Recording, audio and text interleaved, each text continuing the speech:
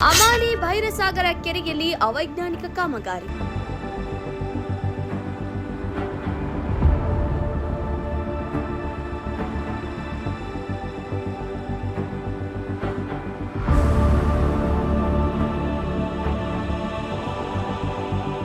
ಸಾರ್ವಜನಿಕರ ಹಣ ಪೋಲು ಎಂದು ರೈತ ಸಂಘದ ಆಕ್ರೋಶ.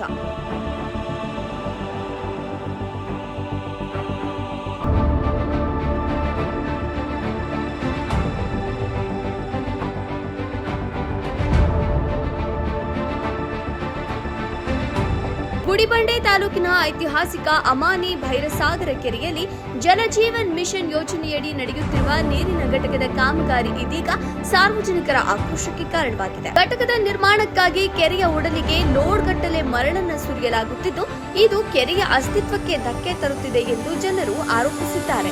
ರಾಮನಾಥ್, ಜಿಲ್ಲಾಧ್ಯಕ್ಷರು, ಕರ್ನಾಟಕ ರಾಜ್ಯ ರೈತ ಸಂಘ ಹಸಿರು ಸೇನೆ, ಚಿಕ್ಕಬಳ್ಳಾಪುರ ಜಿಲ್ಲೆ ಗುಡಿಬಂಡೆ ತಾಲೂಕಿನ ಒಂದು ಸುಪ್ರಸಿದ್ಧವಾದ ಕೆರೆ, ಐತಿಹಾಸಿಕವುಳ್ಳತಕ್ಕಂಥ ಕೆರೆ ಅಮಾನಿ ಭೈರಸಾಗರ ಕೆರೆಯಲ್ಲಿ JJL ಅವರ್ತಕ್ಕಂಥ ಕೇಂದ್ರ ಸರ್ಕಾರದ ಅಧೀನದಲ್ಲಿರ್ತಕ್ಕಂಥ JJL ಅವರು ಮತ್ತು ರಾಜ್ಯ ಸರ್ಕಾರದವರು ಇಬ್ಬರು ಸೇರಿ ಒಟ್ಟಿಗೆ ಅಭಿವೃದ್ಧಿ ವಿಚಾರದಲ್ಲಿ ಕೆರೆಯನ್ನು ಇವತ್ತು ಹೊರಗಡೆಯಿಂದ ಮಣ್ಣು ತಗೊಂಡ್ಬಂದು ಕೆರೆಯಲ್ಲಿ ತುಂಬುತ್ತಾ ಇದ್ದಾರೆ. ಇದು ಅವೈಜ್ಞಾನಿಕವಾದಂಥ ಕೆಲಸನೂ ಆಗ್ತಾಯಿದೆ. ನಾನು ಅವರನ್ನು ಆಗ್ರಹಿಸ್ತಕ್ಕಂಥದ್ದಿಷ್ಟೇ, ಒಳ್ಳೆಯ ಕೆರೆಯನ್ನು, ಸಮೃದ್ಧವಾದ ಕೆರೆಯನ್ನು ನೀವು ಇವತ್ತು ಮುಚ್ತಾ ಇದ್ದೀರಿ ಅಭಿವೃದ್ಧಿಯ ನೆಪದಲ್ಲಿ.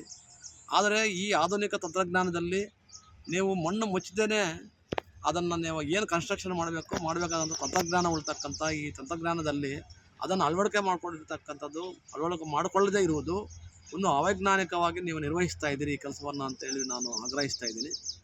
ನಾನು ಸಣ್ಣ ನೀರಾವರಿ ಇಲಾಖೆಯ ಮುಖ್ಯ ಇಂಜಿನಿಯರ್ಗೆ ಮತ್ತು JJL ಅವ್ರಿಗೆ, ಇಂಜಿನಿಯರ್ ಅವ್ರಿಗೆ ನಾನು ಇಷ್ಟೇ ಆಗ್ರಹಿಸ್ತಕ್ಕಂಥದ್ದು.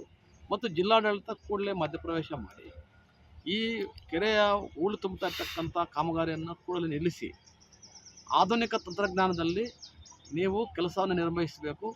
ಅಭಿವೃದ್ಧಿ ಬೇಕು. ಅಭಿವೃದ್ಧಿ ನೆಪದಲ್ಲಿ ಇನ್ನೊಂದನ್ನು ಹಾಳು ಮಾಡ್ತಕ್ಕಂಥದ್ದು ವಿಚಾರ ಸರಿಯಾದ ಕ್ರಮ ಅಲ್ಲ ಅನ್ನೋದನ್ನು ನಾನು ಹೇಳಲಿಕ್ಕೆ ಇಷ್ಟಪಡ್ತಾ ಇದ್ದೀನಿ.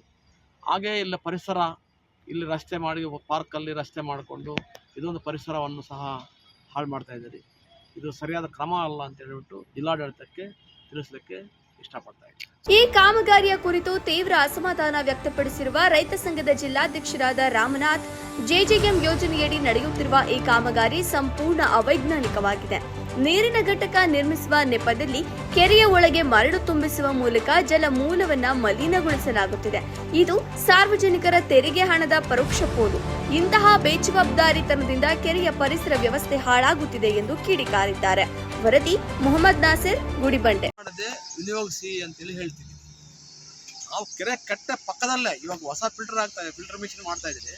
ಅದರ ಪಕ್ಕದಲ್ಲೇ ಇರ್ತಕ್ಕಂಥದ್ದನ್ನು ಯಾಕೆ ಉಪಯೋಗಿಸ್ಕೋಬಾರ್ದು? ಅದನ್ನು ಐಡ್ಲಾಗಿದೆ. ಇವಾಗ ಚಿತ್ರಾವತಿ ಕೆರೆಯಿಂದ ನೀರು ಬರ್ತಾ ಇಲ್ಲ, ನೀರು ಅಲ್ಲಿಂದ ತಗೊತಾ ಇಲ್ಲ. ಇವಾಗ ಈ ಕೆರೆಯನ್ನು ನೀವು ಕುಡಿಯೋ ನೀರಿಗಾಗಿ ಅಪ್ರೂವಲ್ ಮಾಡಿದ್ದೀರಿ, ಆಯಿತು, ಸ್ವಾಗತ ಮಾಡ್ತೀವಿ ನಾವು. ನೀವು ರೈತರಿಗೆ ಅನ್ಯಾಯ ಮಾಡಿದ್ದೀವಿ. ಒಂದು ಕಡೆ ರೈತರಿಗೆ ಅನ್ಯಾಯ ಮಾಡಿದ್ರು ಸಹ ನಾವು ರೈತರು ಸ್ವಾಗತಿಸ್ತೀವಿ, ಕುಡಿಯುವ ನೀರಿಗಾಗಿ ಸೌಲಭ್ಯವನ್ನು ಕಲ್ಪಿಸ್ಕೊಡಿ ಅಂತ.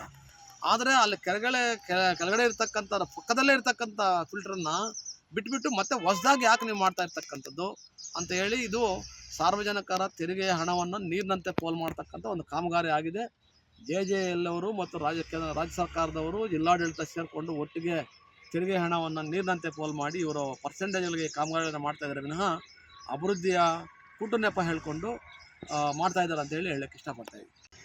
ಜಿಲ್ಲಾಡಳಿತ ಮತ್ತು ಸರ್ಕಾರ ಕಾರ್ಯನಿರ್ವಹಿಸ್ತಕ್ಕಂಥವರು, ಸರ್ಕಾರಿ ಅಧಿಕಾರಿಗಳು, ಜನಪ್ರತಿನಿಧಿಗಳು ಇಲ್ಲಿ ಈಗಾಗಲೇ ಚಿತ್ರಾವತಿ ಡ್ಯಾಮಿಂದ ಫಿಲ್ಟರ್ ಮಾಡ್ತಕ್ಕಂಥ ಒಂದು ಯೋಜನೆಯನ್ನು ಈ ಕೆರೆ ಪಕ್ಕದಲ್ಲಿ ಕೆಳಗಡೆ ನಿರ್ಮಿಸಿದ್ದಾರೆ. ಅದನ್ನು ಉಪಯೋಗಿಸ್ಕೊಂಡು ಇಲ್ಲಿರ್ತಕ್ಕಂಥ ನೀರನ್ನು ಫಿಲ್ಟರ್ ಮಾಡಿ ಪ್ಯೂರಿಫೈಡ್ ಮಾಡಿ ಗುಡಿಬಂಡೆ ಕೊಡೋದಕ್ಕೆ ಪೈಪೇನ್ ಹಾಕಿದರೆ ಸಾಕಾಗ್ತಾ ಇದೆ. ಆದರೆ ಕೆಲವು ತಂತ್ರಜ್ಞಾನ ಮುಖಾಂತರ ಕಟ್ಟಿರ್ತಕ್ಕಂಥದ್ದು, ವೈಜ್ಞಾನಿಕವಾಗಿ ಕಟ್ಟಿರ್ತಕ್ಕಂಥ ಪ್ಯೂರಿಫೈಡ್ ಫಿಲ್ಟರನ್ನು ಅಲ್ಲಿ ನೆನಗುದಿಗೆ ಬಿಟ್ಟುಬಿಟ್ಟು ಮತ್ತೆ ಈ ಸಾರ್ವಜನಿಕರ ದುಡ್ಡನ್ನು ನೀರಿನಂತೆ ಪೋಲ್ ಮಾಡ್ತಕ್ಕಂಥದ್ದನ್ನು ಇಲ್ಲಿ ಕಂಡುಬರ್ತಾ ಇದೆ. ಅವರು ಅದನ್ನು ಬಳಕೆ ಮಾಡಿಕೊಂಡು ಇಲ್ಲಿ ಉಪಯೋಗಿಸಿದರೆ ನಾವು ಸಹ ಒಪ್ಕೊತಾ ಇದ್ದೀವಿ. ಆದರೆ ಸಾರ್ವಜನಿಕರ ತೆರಿಗೆ ಹಣವನ್ನು ನೀರಿನಂತೆ ಪೋಲ್ ಮಾಡಿ ಹಲವಾರು ರೀತಿಯ ಕಾಮಗಾರಿಗಳನ್ನು ಮಾಡೋದು ಬಿಟ್ಬಿಡೋದು ಇದೇ ಒಂದು ರೂಢಿ ಆಗಿಬಿಟ್ಟಿದೆ ಸರ್ಕಾರದಲ್ಲಿರ್ತಕ್ಕಂಥ ಜನಪ್ರತಿನಿಧಿಗಳಿಗೆ ಮತ್ತು ಅಧಿಕಾರಿಗಳಿಗೆ. ಅವ್ರ ಹತ್ರನೇ ಮಾಹಿತಿ ಇರ್ತದೆ, ಎಲ್ಲೆಲ್ಲಿ ಯಾವ್ಯಾವ ಕಟ್ಟಡ ಕಟ್ಟಿದ್ದೀವಿ, ಎಲ್ಲೆಲ್ಲಿ ಯಾವ್ಯಾವ ಪೈಪ್ಲೈನ್ ಹಾಕಿದ್ದೀವಿ, ಎಲ್ಲೆಲ್ಲಿ ಯಾವುದಾದ್ರು ಫಿಲ್ಟರ್ ಮಾಡಿದ್ದೀವಿ, ಫಿಲ್ಟರ್ ಮಿಷನ್ ಮಾಡಿದ್ದೀವಿ. ಇಲ್ಲಿ ಫಿಲ್ಟರ್ ಮಿಷನ್ ಮಾಡಿರ್ತಕ್ಕಂಥದ್ದನ್ನು ನೀರು ಅದರಿಂದ ಅದು ಪಂಪ್ ಮಾಡಿ ಫಿಲ್ಟರ್ ಮಾಡಿಕೊಂಡ್ರೆ ಗುಡಿಬಂಡೆ ಪಟ್ಟಣಕ್ಕೆ ದಂಡೆಗಾಗ್ತದೆ. ಅದು ಯಾವ ಯೋಜನೆಯೋ ನಮಗಿದು ಅರ್ಥನೇ ಆಗಲ್ಲ. ಆದರೆ ಒಂದಂತೂ ಅಧಿಕಾರಿಗಳು ಮತ್ತು ಜನಪ್ರತಿನಿಧಿಗಳು ಪರ್ಸೆಂಟೇಜ್ಗಳಿಗೆ ಆಸೆ ಬಿದ್ದುಕೊಂಡು ಹೊಸ ಕಾಮಗಾರಿಗಳಿಗೆ ಸಾರ್ವಜನಿಕರ ತೆರಿಗೆ ಹಣವನ್ನು ನೀರಿನಂತೆ ಪೋಲ್ ಮಾಡ್ತಾ ಇರ್ತಕ್ಕಂಥದ್ದನ್ನು ಎದ್ದು ಕಾಣ್ತಾ ಇದ್ದೀವಿ. ಅದಕ್ಕಾಗಿ ಜಿಲ್ಲಾಡಳಿತನ ಆಗ್ರಹಿಸ್ತಾ ಇದ್ದೀವಿ, ಕೂಡಲೇ ಕೆರೆ ಕೆಳಗಡೆ ಇರ್ತಕ್ಕಂಥ ಫಿಲ್ಟರ್ ನಾವು ಉಪಯೋಗಿಸ್ಕೊಳ್ಳಿ. ಅದನ್ನು ಉಪಯೋಗಿಸ್ಕೊಂಡು ಹೆಚ್ಚುವರಿ ಬೇಕಾಗಿದ್ದರೆ ಕಾಮಗಾರಿ ಮಾಡ್ತಕ್ಕಂಥದ್ದು ಅರ್ಥ ಇರ್ತದೆ. ಇದು ಅರ್ಥರಹಿತವಾದಂಥ ಕಾಮಗಾರಿ ಅಂತ ಹೇಳಿ ನಾನು ಹೇಳಲಿಕ್ಕೆ ಇಷ್ಟಪಡ್ತೀನಿ. ಸರ್ ನೀವು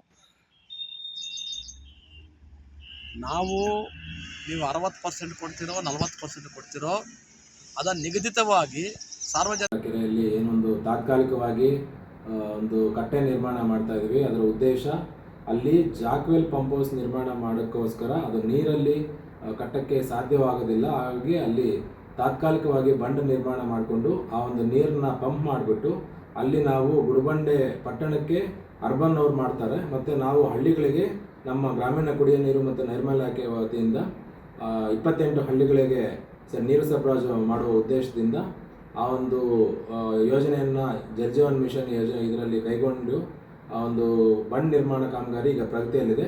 ಆ ಒಂದು ಪಂಪ್ ಹೌಸ್ ಕಾಮಗಾರಿ ಮುಕ್ತಾಯವಾದ ನಂತರ ಏನು ಆ ಮಣ್ಣು ಹಾಕಿದ್ದೀವಿ ಅದನ್ನು ಅಷ್ಟೂ ರಿಮೂವ್ ಮಾಡಿಕೊಡ್ಬೇಕು ಅಂತ ಹೇಳ್ಬಿಟ್ಟು ಈಗಾಗಲೇ ಗುತ್ತಿಗೆದಾರರಿಗೆ ಸೂಚನೆ ಕೊಟ್ಟಿದ್ದೀವಿ. ಹಾಗೂ ಕಾಮಗಾರಿ ಮುಕ್ತಾಯವಾದ ನಂತರ ಆ ಅಷ್ಟು ಮಣ್ಣನ್ನು ರಿಮೂವ್ ಮಾಡಿಬಿಟ್ಟು ಅಲ್ಲಿ ಏನು ಯಥಾಸ್ಥಿತಿ ಇತ್ತು ಅದೇ ರೀತಿ ಮಾಡಿಕೊಡ್ತೀವಿ ಅಂತ ಹೇಳ್ಬಿಟ್ಟು ಈ ಮೂಲಕ ಎಲ್ಲ ಒಂದು ರೈತ ಸಂಘದ ಪದಾಧಿಕಾರಿಗಳಿಗೆ ಮತ್ತು ಸಾರ್ವಜನಿಕರಿಗೆ ಈ ಮೂಲಕ ತಮ್ಮ ಮೂಲಕ ಒಂದು ಮಾಹಿತಿಯನ್ನು ನೀಡುತ್ತಿದ್ದೇನೆ.